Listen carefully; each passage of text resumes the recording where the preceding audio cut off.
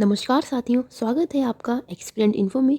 आशा करती हूँ कि आप सभी अच्छे होंगे और अपनी पढ़ाई को अच्छे तरीके से कर रहे होंगे। देखिए, हमने कल की जो क्लास थी उसमें हमने पढ़ा था किशोरावस्था के बारे में, किशोरावस्था को जाना था और उसके अलावा उत्तर बाल्यावस्था को पढ़ा था। लेकिन आज हम पढ़ेंगे मैचुरेशन के बारे में, यानी कि जिसको हम हिंदी में कहते हैं परिपक्वता। परिपक्वता क्या होती है ये तो आप सबको हल्का फुल्का आइडिया होगा। जैसे आपने सुना होगा, जनरली कहते हुए कुछ लोग कहते हैं कि अरे तुम में अब तक मैच्योरिटी नहीं आई।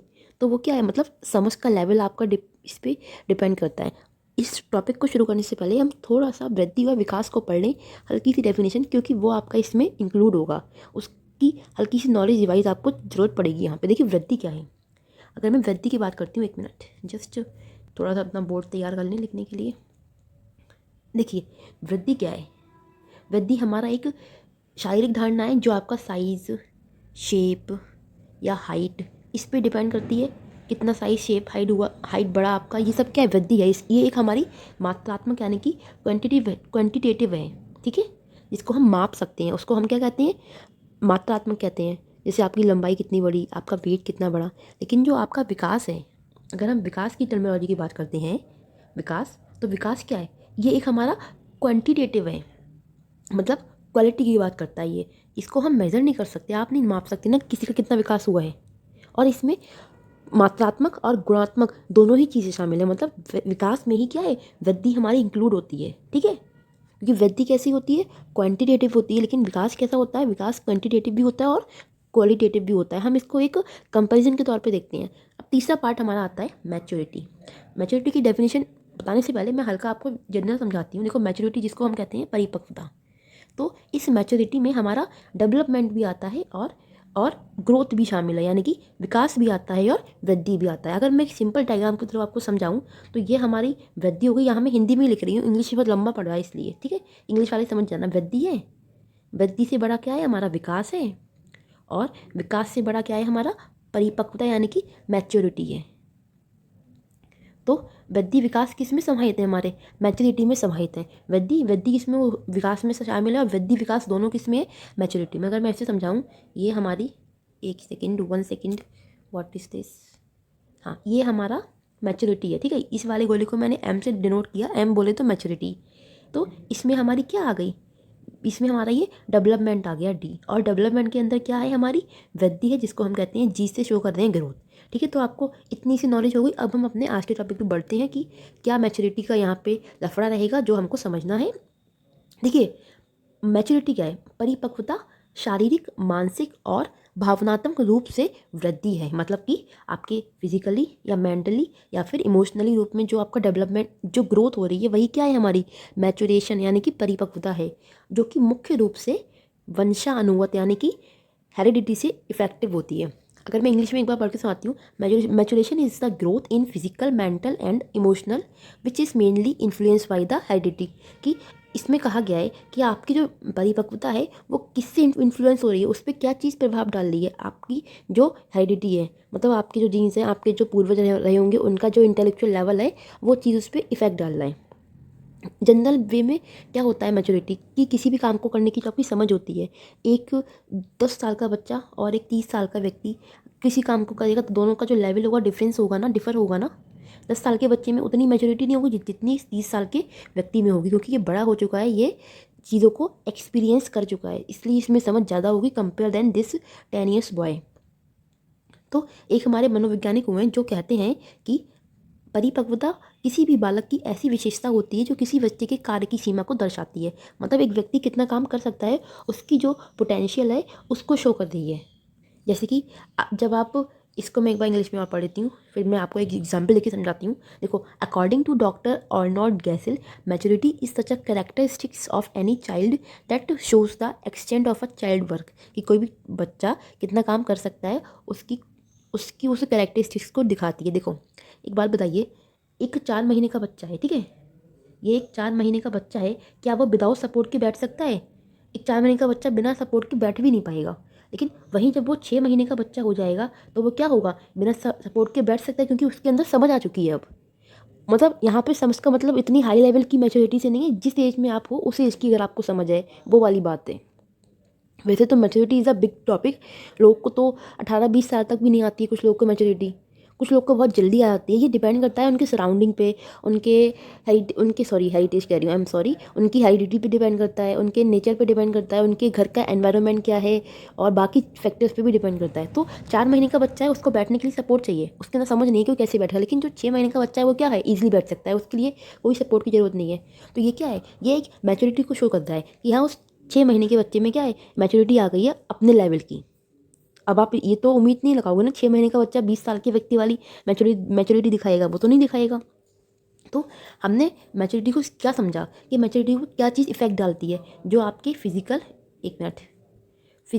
मेंटल और इमोशनल रूप से जो आपकी डेवलपमेंट हो रहा है, वही हमारी क्या है, मैच्योरिटी है। आप शारीरिक रूप से बढ़ रहे हो, आपका मानसिक यानी कि आपका इंटेलेक्चुअल लेवल बढ़ रहा है।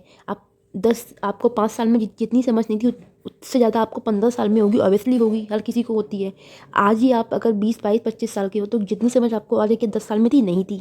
तो ये क्या है, टाइम से टाइम आपको समझ आ रही है, आपको एक्सपीरियंस मिला है लाइफ में बहुत सारी चीज़ों का, जिससे आपकी समझ बढ़ रही है, आपका इंटेलेक्चुअल लेवल भी बढ़ रहा है, आप फिजिकली भी ग्रोथ कर रहे हो और आपका इमोशनल लेवल भी बढ़ रहा है। तो वही तीनों चीज़ों की वृद्धि ही हमारी क्या कहलाती है, मैच्योरेशन कहलाती है। एक व्यक्ति को अकल आ जाए, अकल इन द सेंस मैच्योरिटी आ जाए किसी भी काम को करने की, कि ये चीज़ किस समय पे कैसे होनी चाहिए। और इसको इन्फ्लुएंस करता है हेरिडिटी। देखिए हेरिडिटी और डेवलपमेंट की आगे डिबेट पढ़ेंगे हम, तो ये काफ़ी अच्छा टॉपिक है, तो आपको आगे मैं अच्छे से समझाऊंगी। हेरिडिटी क्या होती है आप जानते हो कि कहा जाता है कि जैसे आपके पूर्वज थे उनमें जो क्वालिटीज़ थी बच्चे में भी जाएंगी। कुछ लोग का होता है ना, आपने देखा होगा कुछ फैमिलीज ऐसी होती हैं जिनके मतलब पूर्वज बड़े चलाक रहे हो तो उनके बच्चे ही बड़े चलाक होते हैं। कहीं कहीं पूर्वज बड़े ढीले ढाले मतलब सीधे साधे रहे हो तो वहाँ बच्चा भी सीधा साधा होता है। तो ये सब चीज़ें क्या है, कहीं ना कहीं इस चीज़ को हेरिडिटी इन्फ्लुएंस कर रही है। तो ये तो हमारी होगी मैच्योरिटी। बाकी देखिए WHO के अकॉर्डिंग 18 साल में हम फिजिकली और मेंटली मैच्योर हो जाते हैं, ऐसा WHO कहता है। अब WHO क्या है ये तो आपको पता होगा, वर्ल्ड हेल्थ ऑर्गेनाइजेशन है। देखिए ये हमारी मैच्योरिटी है। एक बात और है, हाँ मैच्योरिटी का एक कॉन्सेप्ट मैं आपको लिखवा देती हूँ, 1 मिनट इसको मैं बड़ा कर लूँ पहले। हाँ देखिए मैच्योरिटी ये हमें सिखाती क्या है, मैच्योरिटी कहती है कि व्हेन टू एक्ट, आपको कब काम करना है। अब ये तो नहीं है ना कि सुबह नहाने का समय होता है फिर आप रात के 12 बजे नहा रहे हो, वो अलग बात है। कुछ एक्सेप्शनल केस हर जगह देखने को मिलते हैं, बट अगर आपने सुबह नहाने की हैबिट को रात के 12 बजे ट्रांसफॉर्म कर दिया तो ये तो अच्छी बात नहीं है ना। दूसरा व्हाट टू एक्ट, क्या एक्ट करना है, मतलब कहाँ क्या कैसे बोलना है, इसकी अकल आपको हो जाए। तीसरा हाउ टू एक्ट, कैसे एक्ट करना है। जहाँ पे आप गए थे इंटरव्यू देने, वहाँ पे इंटरव्यू वाले ने आपसे कोई क्वेश्चन पूछा, आपको आ गई गुस्सा, आपने पोलाइट नेचर की जगह आप एंग्री होकर आंसर दे रहे हो, क्या वो आपको सिलेक्ट करेगा, नहीं ना। तो ये मैच्योरिटी दिखाती है आपको कि हाउ टू एक्ट, कैसे एक्ट करना है। व्हाट टू एक्ट मतलब क्या कहना है, कैसे क्या कहना है। व्हेन टू एक्ट मतलब कब क्या करना है, मतलब ओवरऑल आपकी बॉडी और आपकी जो जो वृद्धि हुई है, शारीरिक रूप से हुई हो या फिर मेंटली रूप से हुई हो, जिस भी रूप से हुई हो, तो उसको आपको कैसे कोऑर्डिनेट करना है। अब अगर आप मोटे होते जा रहे हो, सपोज दैट एक व्यक्ति है वो मोटा होता जाता है, लेकिन उसकी बुद्धि का विकास उतना नहीं हुआ, मतलब उसमें इतनी बुद्धि नहीं है कि अगर वो कहीं जा रहा है तो उसको वहाँ आर्गूमेंट नहीं करनी बिना बात के। तो ये क्या हुई, ये क्या उसकी मैच्योरिटी हुई, नहीं हुई। तो मैच्योरिटी एक तरीके से आपको कंबाइन कर दी है आपकी जितनी, 1 मिनट 1 सेकेंड, मेरा वो देखो हमने यहाँ पढ़ा था मैच्योरिटी क्या कर रही है, आपका फिजिकल, मेंटल और भावनात्मक, इन तीनों चीज़ों को कोरिलेट कर रही है, बैलेंस बना रही है। क्योंकि अगर इनमें से एक का भी बैलेंस बिगड़ा तो आप गुड सिटीजन नहीं कहलाओगे, एक अच्छे नागरिक नहीं कहलाओगे। आप में इतनी अकल होनी चाहिए, इतनी समझ होनी चाहिए कि हाउ टू एक्ट, कैसे एक्ट करें, व्हाट टू एक्ट, क्या एक्ट करें, और व्हेन टू एक्ट, कब करें। तो ये शारीरिक, मानसिक और भावनात्मक इन तीनों चीज़ों को जोड़ के रखने का काम करती है मैच्योरिटी, उसी को हमने नाम दे दिया मैच्योरिटी। आई होप आपको समझ में आया होगा मैंने जो आपको समझाया। देखिए ये कुछ पॉइंट्स हैं जो मैंने लिखवा दिए। मैच्योरिटी क्या है, maturation and learning go side by side, परिपक्वता और सीखना क्या है साथ साथ चलते हैं। अब यहाँ पे लर्निंग वर्ड आ गया। देखो लर्निंग खुद में बहुत बड़ा टॉपिक है, अगर आपने पहले पढ़ा होगा। यहाँ पे मैं आपको हल्की सी डेफिनेशन दे देती हूँ। लर्निंग क्या है, आपने जो भी सीखा उसमें फिर जो आपके बिहेवियर में चेंजेस आ रहे हैं वही क्या कहलाते हैं, हमारी लर्निंग कहलाते हैं। और लर्निंग भी क्या होती है, लाइफ टाइम चलने वाला प्रोसेस है। ये तो नहीं है कि 20 साल तक लर्निंग होगी फिर रुक जाएगी, हम जिंदगी भर सीखते रहते हैं कुछ ना कुछ, अच्छा बुरा जो भी है। तो मैच्योरेशन और लर्निंग क्या है, दोनों चीज़ें साथ साथ चलती हैं। लर्निंग से मैच्योरेशन पे इफेक्ट पड़ता है, ऑब्वियसली पड़ता है। आप चीज़ें सीखते हो वैसे ही आपकी मैच्योरिटी डेवलप होती है, बढ़ती है। और मैच्योरेशन और लर्निंग आर कॉम्प्लीमेंट्री प्रोसेस, ये दोनों क्या एक दूसरे के पूरक हैं। मैच्योरेशन क्या एक निश्चित सीमा तक होती है, maturation occurs to a certain extent. एक मतलब निश्चित समय तक मैचुरेशन की जो मतलब मैच्योरिटी आती है, जैसे कि जनरली 18-20 साल तक अभी हमने पढ़ा था व्यक्ति मैच्योर हो जाता है। हाँ, वो अलग बात है, आपको एक्सेप्शनल केस तो हर जगह देखने को मिल जाएंगे, कहीं कहीं लोग को टाइम लगता है, कहीं कहीं कुछ बच्चे बहुत जल्दी पहले जाते हैं। देखो डिपेंड करता है एनवायरनमेंट बहुत बड़ा रोल प्ले करता है एक बच्चे के साइकोलॉजिकली उसको डेवलप होने में। अब आपको क्लियर हो गया होगा कि मैच्योरिटी क्या है। मैच्योरिटी कुछ नहीं है, मैच्योरिटी आपके इमोशनल, फिजिकल और मेंटल, इन तीनों चीज़ों को कोरिलेट कर रही है, इन तीनों चीज़ों के बीच में एक बैलेंस बनाने का काम कर रही है, जिससे कि आप सही से एक्ट कर पाओ, आपके अंदर समझ हो कि आपको कब क्या कहाँ कैसे बोलना है। कहाँ जहाँ पोलाइट बोलना है वहाँ आप अगर एंग्री गुस्से में बोलोगे तो क्या आपका काम बनेगा? नहीं बनेगा। और जहाँ आपको लड़ना है वहाँ आप पोलाइट ही बनेंगे तो बात ये भी सही नहीं है। तो आप में इतनी समझ होनी चाहिए कि how to act, when to act और व्हाट टू एक्ट, ये 3 कॉन्सेप्ट हैं मैच्योरिटी के। मैं एक बार लिख देती हूँ। मैच्योरिटी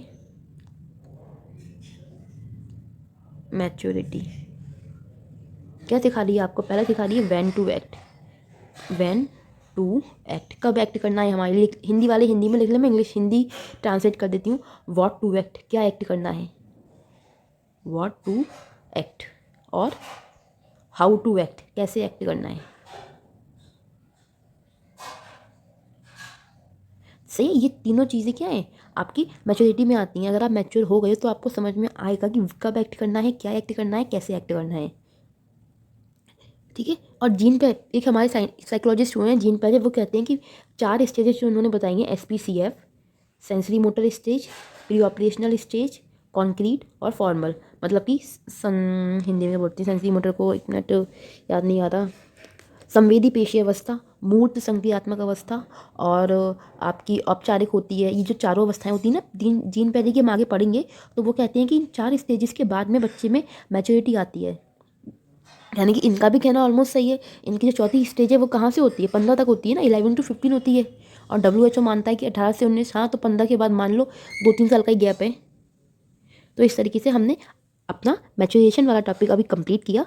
और इसमें हमने ये समझा कि मैच्योरेशन क्या है, डेवलपमेंट से जुड़ा हुआ होता है। डेवलपमेंट के अंदर ही आता है मैच्योरेशन, सॉरी मैच्योरेशन जो है, मैच्योरेशन के अंदर डेवलपमेंट आता है आपका, और डेवलपमेंट के अंदर वृद्धि आती है आपकी। ठीक है। और मैच्योरेशन क्या होता है ये मैंने आपको 2-3 बार बता दिया। अब हम अपना नेक्स्ट टॉपिक पे बढ़ते हैं। 1 मिनट, हमने ये नहीं पढ़ा है शायद ना, कि जो मैच्योरिटी होती है वो ग्रोथ के साथ साथ चलती जाती है, वृद्धि के साथ साथ चलती है। दूसरा, ये एक जन्मजात प्रक्रिया होती है, तभी तो हमने इसको किससे किससे क्लोज किया है? अनुवांशिकता से, यानी कि हेरिडिटी से क्लोज किया है। तीसरा, फिजिकली, बायोलॉजिकली और साइकोलॉजिकली होती है ये। तो आपकी शारीरिक रूप में भी होगी, जैविक रूप में भी होगी, और आपके मनोवैज्ञानिक यानी कि मेंटली रूप में, जो मैंने ऊपर डेफिनेशन में लिखा था वही चीज़ है ये। तो तीसरा, यूनिवर्सल है। ऐसा नहीं है कि इंडिया के बच्चे ज़्यादा मैच्योर होंगे तो USA के नहीं होंगे। हर जगह अपना अपना है और सबका अपना इंडिविजुअल कॉन्सेप्ट फॉलो होता है। देखो यहाँ पे ना मैच्योरिटी पे बहुत सारी चीज़ डिपेंड करती हैं। एक व्यक्ति के घर की कंडीशन क्या है, कुछ एक अगर एक फैमिली में एक बच्चा है, वो आपने महात्मा गौतम बुद्ध की कहानी सुनी होगी, पढ़ी होगी। तो उनके पिता ने क्या किया था, उनके लिए बहुत मतलब लग्जरी लाइफ ली थी। उनको कभी दुनिया में जो इमोशंस होते हैं उससे रूबरू नहीं होने दिया, कि दुख तकलीफ दर्द कुछ होता भी है, मौत वगैरह। उनको हमेशा हैप्पी रखा, जिससे कि वो क्या हो, वो इन सब इमोशंस को जान नहीं पाई। इवन ये तक था कि जब वो आउटिंग पे सॉरी मतलब विजिट करने जाते थे, अपने साम्राज्य में घूमने जाया करते थे, तो उनके पिताजी क्या करते थे, पहले से ही मतलब आदेश जारी करते थे कि अभी मेरा बेटा आएगा तो कोई वहाँ पे रोता बिलखता ना मिल जाए। लेकिन फिर एक दिन क्या हुआ, महात्मा बुद्ध मतलब बिना बताए निकल गए। तो उन्होंने फिर 3 लोग देखे कि एक रो रहा है, एक बिल्कुल शांत मुद्रा में बैठा है, और एक को कोई बीमारी है, एक मर रहा है, एक का मतलब राजा निकल रहा था, ऐसा कुछ था। तो उनके जो इमोशंस थे जो कभी डेवलप ही नहीं हुए, तो वो एकदम से इतना ज़्यादा उन पे हावी हो गया कि उनकी लाइफ चेंज हो गई। आगे की कहानी हमें बताने की ज़रूरत नहीं है फिलहाल, क्योंकि हम यहाँ पे महात्मा बुद्ध को नहीं पढ़ रहे हैं, सिर्फ उनका एग्जाम्पल यूज़ कर रहे हैं। तो बच्चे के को जैसे एनवायरनमेंट में रख रहे हो ना, तो वो उसकी मैच्योरिटी पे बहुत डिपेंड करेगा। गरीब घरों के बच्चे जो होते हैं वो जल्दी मैच्योर हो जाते हैं, क्योंकि उन्होंने बहुत सारी चीज़ें वहाँ देखी होती हैं। जबकि एक रिच फैमिली के बच्चे होते हैं वो उतनी जल्दी मैच्योर नहीं हो पाते हैं, क्योंकि उन्होंने शायद इतनी समस्याएं नहीं देखी होती हैं। ये चीज़ें डिफरेंस लाती हैं। तो ये तो हमारा नेचर वर्सेस नर्चर में भी हम पढ़ेंगे, डिबेट है। अब आई होप ये क्लियर हो गया होगा आपके लिए। अब हम आते हैं डिबेट पे। देखिए, नेचर वर्सेस नर्चर, प्रकृति एवं पोषण विवाद, जिसे हमने नाम दिया है। अगर कोई कन्फ्यूज़न हो मैच्योरिटीज़ेशन में तो आप पूछ सकते हैं, बता दूंगी, कमेंट बॉक्स में डाल देना मैसेज, और बाकी टेलीग्राम पे आपको इसकी PDF मिल जाती है। ओके, देखिए नेचर किसे कहा गया है, प्रकृति को कहा गया है, नर्चर कहा गया है, पोषण को कहा गया है। नेचर क्या है, हमारे हाथ में नहीं, लेकिन नर्चर हमारे हाथ में है, क्योंकि नेचर तो डिसाइडेड है।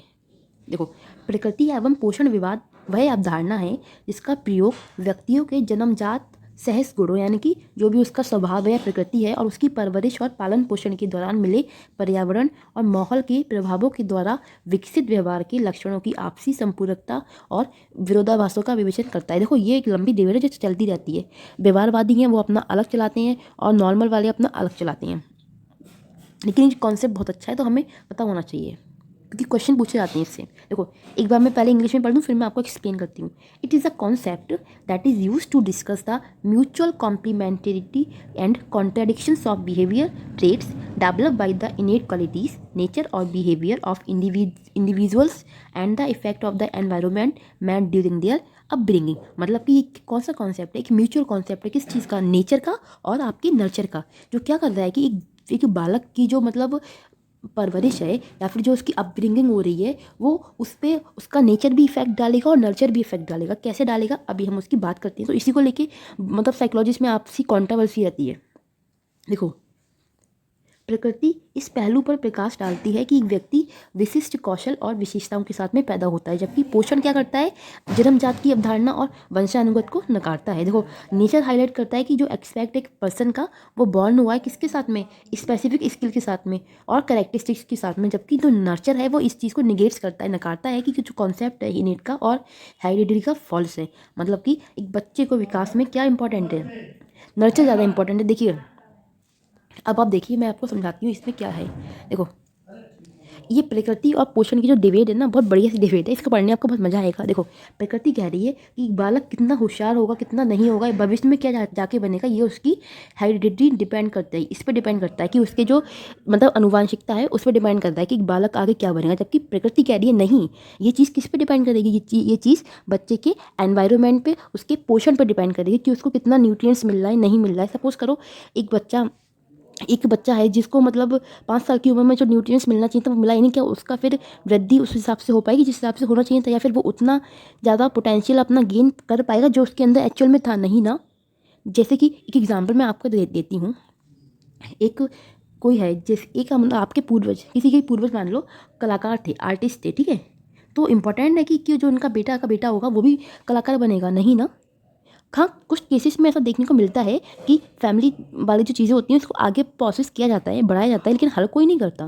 ज़रूरी नहीं है ना कि किसी के पापा को का जिस चीज़ में इंटरेस्ट है तो बच्चे का भी उसी चीज़ में हो सकता है। बच्चा कुछ और करना चाहता हो सकता है पापा इंजीनियर हो, बच्चा डॉक्टर बनना चाहता हो। आपने देखा होगा, ऐसे बहुत से केसेस होते हैं जहाँ चॉइसेस डिफरेंट होती हैं। मतलब कि ये डिसाइड नहीं होता ना कि जो मतलब उनकी अनुवांशिकता जो उनके जीन्स में है वही बच्चा आगे लेके जाएगा। सिमिलरिटीज़ कहीं कहीं देखने को मिलती हैं, वो अलग बात है, लेकिन हम कंप्लीटली इस चीज़ के साथ जा नहीं सकते। बहुत सारे आपको एक्सेप्शनल केसेस मिल जाएंगे, जैसे कि अब हमारा जो यहाँ पर नर्चर है ना, वो ये कह रहा है कि ये चीज़ पहले से ही डिसाइड होती है कि बच्चा कितना होशियार रहेगा। एक मिनट, नर्चर यानी कि नेचर, प्रकृति का मानना है कि जब बच्चा जन्म लेता है तभी ये चीज़ डिसाइड हो जाती है कि हाँ वो आगे कितना जाएगा, या फिर मतलब उसमें जो पोटेंशियल है वो आगे क्या बनेगा। अगर किसी के घर में उसके जो मतलब पेरेंट्स थे बहुत इंटेलिजेंट थे, तो वो मान लेते हैं कि जो प्रकृतिवादी हैं कि जो बच्चा है वो भी बहुत होशियार रहेगा, उसी फील्ड में जाएगा। लेकिन कैसा होता है आप बताइए, अपने पर्सनल एक्सपीरियंस बताइए, कैसा होता है कि अगर एक बच्चा है जिसके माँ बाप होशियार हैं तो बच्चा भी उतना ही होशियार हो। हर जगह देखने को नहीं मिलेगा, कुछ जगह होगा कुछ जगह नहीं होगा। और कहीं कहीं ऐसा भी होता है जहाँ बच्चे बड़े होशियार निकलते हैं कि माँ बाप उतने नहीं होते। तो इन केसेस में क्या है, बच्चे को एनवायरनमेंट ने क्या किया, मतलब उसका पोटेंशियल जो उसके अंदर दबा हुआ था उसको निकाल के लाई। ये हम सब जानते हैं, हर बच्चे में एक यूनिक टैलेंट होता है जो बच्चा समझ नहीं पाता। हर बच्चे में होता है, आप हो मैं हूँ, सब में एक ना एक टैलेंट होता है, लेकिन व्यक्ति जान ही नहीं पाता कि उसमें खूबी क्या है। ये सबसे बड़ी कमी होती है, क्योंकि हमें वैसा इन्वायरमेंट प्रोवाइड नहीं किया गया कि हम अपनी खूबी को जान सकें। तो यहाँ पे यही डिबेट चलता रहता है। प्रकृति कहती है कि नर्चर कह रहा है कि एक बच्चा है, वो जो उसके स्किल्स वगैरह सब कुछ उसके जन्म के साथ ही डिसाइड हो जाते हैं कि हाँ उसमें ये स्किल है, इसी फील्ड में वो आगे जाएगा, इसी में वो अपना पोटेंशियल अच्छा निकालेगा। जबकि जो पोषण है यानी कि नर्चर है, सॉरी हाँ नर्चर है, वो कह रहा है कि बच्चे के जो मतलब पोटेंशियल है वो उसके इन्वायरमेंट पे डिपेंड कर रहा है कि उसका इन्वायरमेंट जितना रिच होगा बच्चा भी उतना अच्छा जाएगा। हो सकता है बच्चे में एबिलिटी थी कि वो डॉक्टर बन जाए, लेकिन उसके पेरेंट्स ने कहा नहीं तू बस कुछ और कर ले, ऐसे ही काम चला ले, तो वो चीज़ क्या है, बच्चे को कम कम आंक रही है ना एक तरीके से। तो हमारी जो देखो, अब मैं आपको इसके लक्षण लिखवाती हूँ। प्रकृति किस पे डिपेंड है, जो आपका नेचर है वो अनुवांशिकता पे डिपेंड है, वो अनुवांशिकता को जोड़ देता है, अनुवांशिकता पर बेस है। जबकि पोषण कह रहा है कि कौशल की जो आप में स्किल है वो और अच्छी हो सकती हैं अगर आप उस पर टाइम दोगे। सही बात है, practice makes more perfect. Maths कैसे आता है बच्चों को, जब वो उसकी प्रैक्टिस करते हैं बार बार, कि जिसको जिस काम में करने में मन लगता है अगर वो उस काम को बार बार करता है तो वो उस काम का मास्टर बन जाता है। बनता है नहीं बनता है। तो ये चीज़ किस में आ रही है, पोषण में आ रही है। तो यही प्रकृति और पोषण की डिबेट है हमारी, जो चलती रहती है। प्रकृतिवादी अपनी बात चलाते हैं और पोषण वाले अपनी चलाते हैं। देखिए हमारे कुछ बिहेवियरिस्ट हुए हैं, जैसे कि वो, हाँ एक डेफिनेशन थी, मैंने आपको शायद पढ़ाई नहीं ना अब तक, एक मिनट, हाँ देखो ये देखिए, जॉन लोके के अनुसार एक ये साइकोलॉजिस्ट हैं जो कहते हैं कि जब हम पैदा हुए थे तो हमारा दिमाग एक टैबुला रासा था। देखो ये टैबुला रासा बहुत ही इंपॉर्टेंट टर्म है, अक्सर एग्जाम में पूछ लेता है कि टैबुला रासा टर्म किसने दी, तो आपका आंसर होगा जॉन लॉके ने दी। तो वो कहते हैं कि जॉन लॉके की हम जब पैदा हुए तो हमारा दिमाग क्या था, एक ब्लैंक स्लेट था, यानी कि टैबुला रासा था। मतलब व्यक्ति अंतर्निहित मानसिक सामग्री के बिना पैदा होता है। मतलब उस जब वो पैदा हो रहा है उस समय उसके अंदर कोई एबिलिटी नहीं है कि भाई साहब वो डॉक्टर बनेगा या इंजीनियर बनेगा या फलाना कुछ भी बनेगा।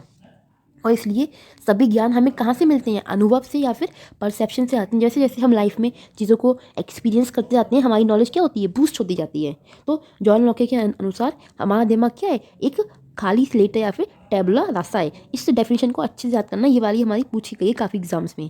According to John Locke, when we are born, जब हम जन्म लेते हैं, our mind is a tabula rasa और अ ब्लैंक स्लेट, यानी कि individuals are born without inherent mental content. मतलब बिल्कुल दिमाग खाली है एकदम से, उसमें आप जो भरोगे वो भर जाएगा। अगर आप एक बच्चे को मतलब शुरू से ऐसे ट्रेनिंग देते हो कि भाई मतलब सॉरी कि तुमको एथलीट बनना है, तो बच्चा एथलीट बन जाएगा, क्योंकि इन्वायरमेंट रोल प्ले करता है बहुत बड़ा। And therefore all knowledge is drive from experience और परसेप्शन। और फिर जितनी भी उस खाली दिमाग में ये जितनी भी नॉलेज जाएगी वो कैसे जाएगी, जो उसका परसेप्शन होगा या फिर उसके एक्सपीरियंस के थ्रू जाएगी। देखिए ये अनुवांशिकता क्या है, एक हमारा स्थिर शब्द यानी कि स्टैटिक टर्म है, जबकि जो पोषण है वो क्या है, एक गतिशील शब्द यानी कि डायनामिक टर्म है। तो डेवलपमेंट किसके इक्वल होता है आपका, हेरिडिटी इनटू इन्वायरमेंट। ये चीज़ को मैं आपको फिर से समझाती हूँ एक बार। देखिए हेरिडिटी इनटू इन्वायरमेंट, ये जो टर्मिनोलॉजी है ना, ये हमारे वुडवर्थ ने दी है। जो वुडवर्थ हुए हैं वो कहते हैं कि डेवलपमेंट पे पर्यावरण का और अनुवांशिकता का दोनों का इक्वल रोल है। और यहाँ पे प्लस वाला मत लगा देना अगर आपसे पूछा जाए कि हेरिडिटी, एक minute, heredity plus environment equals to development, तो ये वाला हमारा रॉन्ग होगा, क्योंकि यहाँ पे दोनों का मल्टीप्लाई का रोल है, मल्टीप्लाई का, दोनों का 50-50 का हिसाब चलता है। अगर 50% एक बच्चे के विकास में एनवायरनमेंट रोल प्ले करता है तो 50% ही अनुवांशिकता करती है। अगर बच्चे का मतलब इन्वायरमेंट अच्छा नहीं होगा, चाहे भले ही कितने भी होशियार खानदान से आता हो, उसके दादा परदादा कितने भी बुद्धिमान रहे हों या मम्मी पापा, तो बच्चा उस लेवल तक का पोटेंशियल गेन नहीं कर पाएगा जिस लेवल पे उसको होना चाहिए था। और वहीं अगर बच्चे का मतलब जीन्स अनुवांशिक की इतनी होशियार नहीं है, मतलब कि अनुवांशिकता से मतलब है जो उसके मतलब एल्डर थे यानी कि पूर्वज रहे थे या फिर उसके मम्मी पापा उतने काबिल नहीं थे, लेकिन बच्चा क्या है बहुत काबिल बन गया। क्यों बन गया, बच्चे को उन्होंने डाल दिया अच्छे स्कूल में जहाँ बच्चे का इन्वायरमेंट अच्छा था, बच्चे का हो गया इन्वायरमेंट अच्छा, बच्चा 4 अच्छे लोग के बीच में रह रहा है, नई 4 अच्छी बातें सीख रहा है, तो उसकी तो बुद्धि का विकास है वो क्या होगा, उतना अच्छा होगा बच्चा, शायद जितना अच्छा उसके पेरेंट्स ने नहीं किया उससे लाख गुना अच्छा निखर के अपने फील्ड में आगे जाएगा। इसीलिए हम डेवलपमेंट को क्या करते हैं, अनुवांशिकता और पर्यावरण दोनों का मल्टीप्लाई करके मानते हैं, यानी कि दोनों का 50-50 का रोल है। तो विकास क्या है, अनुवांशिकता का और इन्वायरमेंट का गुणनफल होता है। और ये दोनों चीज़ें बराबर रूप से एक बच्चे के विकास में रोल प्ले करती हैं। क्या, हमारा पर्यावरण और हेरिडिटी। इसके अलावा एक आपने अगर पढ़ा होगा, वॉटसन नाम के एक मतलब साइकोलॉजिस्ट थे जो कहते हैं कि तुम मुझे 1 दर्जन शिशु ला के दो, मतलब 1 दर्जन हेल्दी बेबी ला के दो, मैं उनको डॉक्टर, चोर, पुलिस, वकील कुछ भी बना सकता हूँ। कैसे कह रहे हैं वो, क्योंकि वो जानते हैं ना कि नेचर का इफेक्ट, नेचर, एक minute, I am getting some confuse in one thing. तो क्योंकि वो जानते हैं ना कि इन्वायरमेंट का इफेक्ट बहुत पड़ता है। छोटा बच्चा एकदम कोरी स्लेट होता है, आप उसके दिमाग में जो भर दोगे वैसा बनता जाएगा। अगर आप उसके दिमाग में अच्छी बातें भरोगे तो वो अच्छा बनेगा, अगर आप उसके दिमाग में नेगेटिव बातें भर दोगे तो वो नेगेटिव बनेगा। तो इसीलिए वाटसन ने कहा कि आप मुझे 1 दर्जन बच्चे ला के दो, मैं उन्हें चोर, वकील और पुलिस, कुछ भी बना सकता हूँ, डॉक्टर।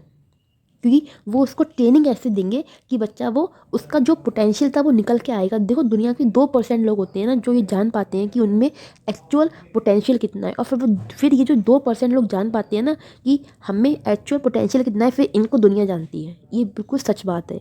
इसे साइकोलॉजी के साथ में आप पर्सनली भी लीजिएगा, क्योंकि हर व्यक्ति एक रिच पोटेंशियल के साथ में बॉर्न होता है, बट हम जान ही नहीं पाते कि हमारी खूबी क्या है। और शायद आप में से भी बहुत से लोग होंगे जिसके अंदर एक बहुत अच्छा पोटेंशियल होगा, लेकिन वो जानते नहीं है कि उनमें क्या नया करने की क्षमता है। हमें जो एक मतलब वो टारगेट किया गया है स्टडी में, वही पढ़ाया जाता है, हम पढ़ते जा रहे हैं, तो ये चीज़ें निकल के आती हैं। और ये पोषण पे ना हमारे बहुत सारे मनोवैज्ञानिक ने सपोर्ट करा है कि बच्चे, जैसे स्किनर हो गए, पावलोव हो गए, ये सब क्या कहते हैं, ये स्किनर कहते हैं कि हम बच्चे को रीइंफोर्समेंट यानी कि पुनर्वरण देके और सजा के माध्यम से उसके व्यवहार को बदल सकते हैं। अगर एक बच्चा मतलब स्कूल में शैतानी करता है, बात नहीं मानता टीचर की, तो हम क्या करेंगे, उसको पनिशमेंट देंगे जिससे कि उसके बिहेवियर में चेंजेस आएगा। तो ये किसको सपोर्ट करते हैं, इसके पावलोव ये सपोर्ट करते हैं इन्वायरमेंट को। इसीलिए ये नेचर और नर्चर की डिबेट चलती रहती है। व्यवहारवादियों का मतलब जितने भी व्यवहारवादी हैं वो जाते हैं नेचर उसके साथ में, नेचर के साथ में जाते हैं, एक मिनट, हाँ सॉरी, नर्चर के साथ में जाते हैं जो व्यवहारवादी हैं। जैसे हमारे स्किनर, पावलोव वगैरह हो गए, इन सब ने किसको सपोर्ट किया है, पोषण को सपोर्ट किया है कि बच्चे को पोषण अच्छा दोगे तो वो अच्छा निकल के करेगा। जबकि कुछ कुछ साइकोलॉजिस्ट हैं वो कहते हैं नहीं, हेरिडिटी मेन रोल प्ले करती है, इसलिए ये कंट्रोवर्सी का टॉपिक रहता है। तो इसमें मेन था हमारा टैबुलर रासा, जो आपने समझ लिया। और दूसरा वो डेफिनेशन वाटसन वाली की कभी कभी लिखी आती है, किसने कहा है कि मुझे 1 दर्जन बच्चे ला के दो और मैं उसको डॉक्टर, वकील या फिर इंजीनियर, चोर, कुछ भी बना सकता हूँ।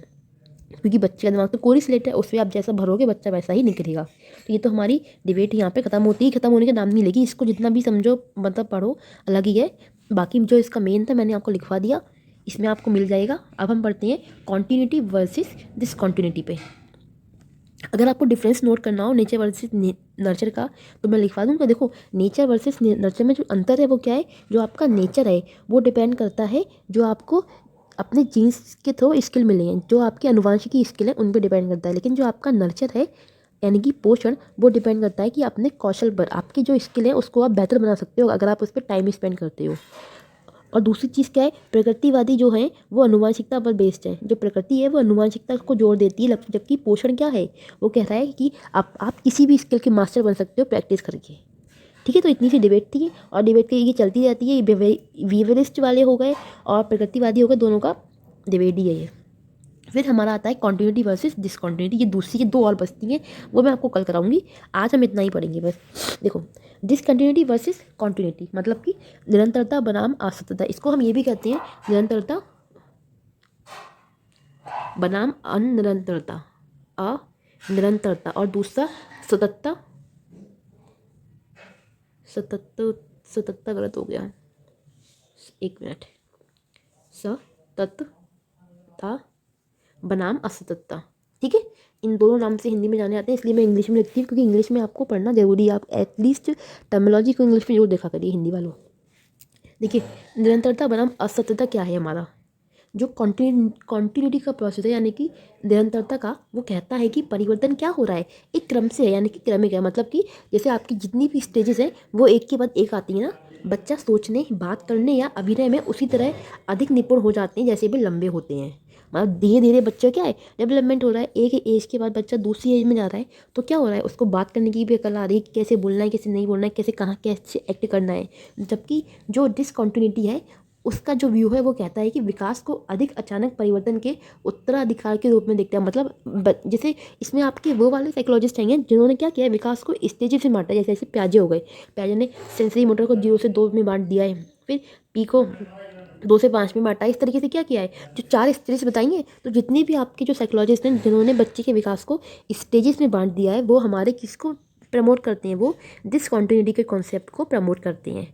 और जिन्होंने किसी स्टेज में नहीं बांटा है वो हमारे कॉन्टिन्यूटी के जो कॉन्सेप्ट है उसको प्रमोट करते हैं। जैसे वाइगोत्स्की हैं, वो क्या कहते हैं, वो कहते हैं विकास क्या है, एक कॉन्टिन्यूस प्रोसेस है। जबकि जो पियाजे हैं वो क्या, उन्होंने क्या किया है कि 2 साल तक का, 0 से 2 साल में बच्चा क्या होगा, उसमें वस्तु स्थायित्व का गुण आता है, मतलब ऑब्जेक्ट परमानेंस का। फिर उसमें आगे पलटावली का गुण आएगा, अपलटावली का आएगा। तो जो स्टेजेस में बांटते हैं वो हमारे आ रहे हैं डिसकॉन्टिन्यूटी में, कि विभिन्न आयु विशिष्ट जीवन काल में विभिन्न व्यवहार उत्पन्न करता है, जिन्हें हमने स्टेजेस कहा गया। ये हमारी, देखो एक बार मैं इंग्लिश वाला पढ़ दूँ फिर मैं आपको इसको समझाती हूँ। देखिए, द पर्सपेक्टिव ऑफ कॉन्टिन्यूटी, जो कॉन्टिन्यूटी का पर्सपेक्टिव है वो कहता है कि चेंजेस क्या है, ग्रेजुअल हैं, मतलब एक सीक्वेंस में हो रहे हैं। Children become more adept at thinking, talking and acting in the same way as they grow taller. जैसे जैसे बच्चा बढ़ रहा है वैसे वैसे उसकी बोलने में, बात करने में, एक्ट करने में, सोचने में क्या आएगा, चेंज आएगा। वेयर एज, जबकि डिसकॉन्टिन्यूटी अप्रोच करती है इस डेवलपमेंट के व्यू को कि as a succession of more abrupt changes that produce different behaviours at different age specify like period, जिसको हमने स्टेजेस कहा है। जबकि डिसकॉन्टिन्यूटी क्या कह रही है कि भैया 0 से अगर 2 साल का बच्चा है तो उसमें एकदम से अलग से एकदम से गुण आएगा, कोई डिफरेंस सा। फिर बच्चा जब 2 से 5 में आ रहा है तो उसमें एकदम से गुण आ जाएगा। मतलब कि जो साइकोलॉजिस्ट कैटेगरी में स्टेजेस में बांटते हैं बच्चे को, विकास को, वो डिसकॉन्टिन्यूटी को प्रमोट कर रहे हैं। और जिन्होंने कॉन्टिन्यूटी को प्रमोट किया है वो वाले हैं जिन्होंने स्टेजेस में नहीं बांटा है बच्चे को। अब अभी भी आपको समझ में नहीं आया हो, आई नो, समझाती हूँ। देखो, ये हमारा क्या है, डेवलपमेंट है, ठीक है।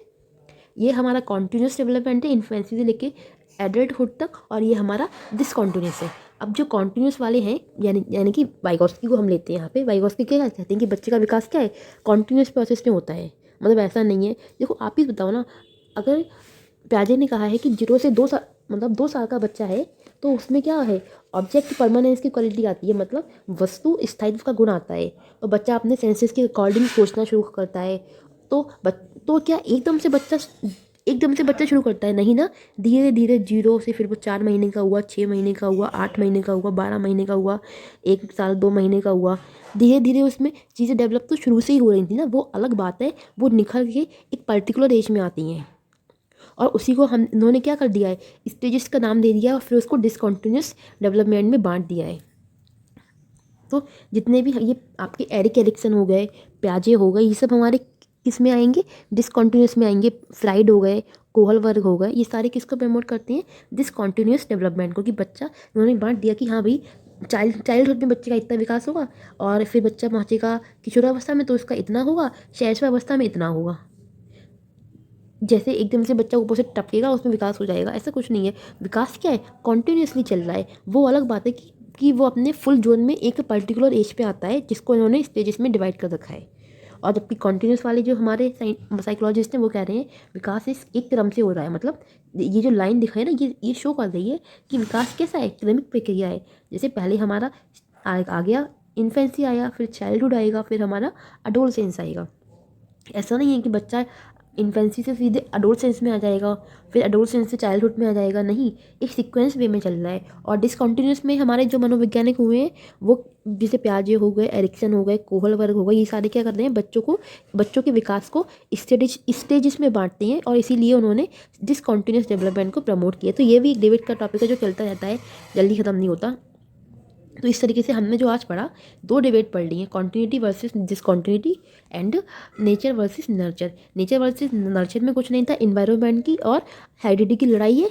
दोनों कह रहे हैं कि एक कह रहा है इन्वायरमेंट का मेन रोल है, दूसरा कह रहा है हेरिडिटी का मेन रोल है। जबकि कॉन्टिन्यूस वर्सेस डिसकॉन्टिन्यूस में उन साइकोलॉजिस्ट की कंट्रोवर्सी है। एक है जिन्होंने स्टेजेस में डिवाइड किया है बच्चे के डेवलपमेंट को, तो वो क्या कहते करते हैं कि बच्चे का विकास कैसा होता है, डिसकॉन्टिन्यूटी की तरह होता है। जबकि जो वाले वो साइंटिस्ट कह रही हूँ, सॉरी, वो साइकोलॉजिस्ट जिन्होंने बच्चे का विकास को कॉन्टिन्यूस माना है, वो कॉन्टिन्यूटी को प्रमोट करती हैं। तो ये डिबेट चलती रहती हैं, इनका कोई अंत मंत तो है ही नहीं। हम जितना भी पढ़ लें, हमारा मुद्दा था मेन कि समझना बातों को क्या है क्या नहीं है, कौन किसको सपोर्ट करता है। जो बिहेवियरिस्ट होंगे वो सपोर्ट करते हैं आपके नर्चर को। और इसमें जो डिसकॉन्टिन्यू डेवलपमेंट में आपका प्याजे आ गए, सही है, एरिक्सन भी आ गए, क्योंकि इन्होंने भी क्या किया है, बच्चे के विकास को डिवाइड किया है। फिर फ्राइड आ गए। और हाँ, ये जो आपको दिख रहा है ना, ये बच्चे की स्टेजेस हैं, 1 मिनट, ये बच्चे की एक स्टेज है, ये मैंने दूसरी स्टेज बना दी है कि एक स्टेज की बच्चा इन्फेंसी से लेकर जब एडल्टहुड तक पहुंचा, एक स्टेज में उसका इतना डेवलपमेंट हुआ, दूसरी स्टेज में इतना हुआ, तीसरी में इतना हुआ, चौथी में इतना हुआ। तो ये क्या कर रहे हैं, पहले से डिसाइड कर रहे हैं कि हाँ भैया एक बच्चे का इतना इतना इतना डेवलपमेंट इस एज में होता है, जबकि हर बच्चे में थोड़ा बहुत तो ऊपर नीचे चीज़ें रहती हैं, वो हम सब जानते हैं। और इस वाली लाइन में क्या हो रहा है, बच्चे का डेवलपमेंट को एक सीक्वेंस में क्रमिक प्रक्रिया में शो कर रहे हैं कि हाँ बच्चे का डेवलपमेंट क्या कॉन्टीन्यूस होता है, लगातार हो रहा है, बढ़ रहा है बच्चा। तो यही थी हमारी डिबेट, जिसमें ज़्यादा कुछ नहीं था। आप इसको एक बार पढ़ लेना, बाकी मैं इसकी पीडीएफ तो अपने चैनल पे प्रोवाइड कर देती हूँ। एंड वीडियो कैसी लगी हो बताना। अगर आपको राइटिंग वाइटिंग का किसी चीज़ का कोई इशू हो या कोई भी आपका डाउट हो तो आप कमेंट में लिख सकते हैं। बाकी आपसे एक रिक्वेस्ट है कि मैंने जो प्रीवियस ईयर के पेपर लगवाए हैं उससे आप ज़रूर देखें, वो आपकी तैयारी में 4 चांद लगाएंगे। 2017, 2016, 2015 और 2018, इन चारों के प्रीवियस ईयर के क्वेश्चन पेपर लगवा दिए हैं मैंने, वो आप जरूर चेक करना। और उसमें थोड़ी बहुत कहीं कहीं मिस्टेक है, मैंने उसको कमेंट बॉक्स में पिन कर दिया है, आप उसको देख लेना अगर आपको कहीं कुछ डाउट लगे। एंड बाकी अगर आपको हिंदी क्लासेस चाहिए पीआरटी के लिए तो आप बता सकती हैं, मैंने उसकी भी ले आऊँगी। अभी तो हम सीडीपी की बात कर रहे हैं फिलहाल, कि वीएस पीआरटी के लिए अगर आपको हिंदी क्लासेस चाहिए तो आप कमेंट बॉक्स में बताइएगा। आज की क्लास आपको कैसी लगी बताइए, बताना मत भूलिएगा। एंड बाकी कल के लिए तैयार रहिएगा, कल हम इसके आगे के टॉपिक कवर करेंगे। और वीडियो कैसी लगती है प्लीज़ बताइएगा, आपका कमेंट बहुत वैल्यू रखता है, मोटिवेट भी करता है हमारे लिए कि आगे हम अपना काम किस तरीके से करें। दूसरी चीज़, वीडियो को शेयर करना मत भूलिएगा, चैनल को सब्सक्राइब कर दीजिए अगर आपने अब तक नहीं किया है। और प्लीज़ अपना एडवाइस जरूर शेयर करिएगा। And thank you so much, अच्छे से पढ़ते रहिए। All the best.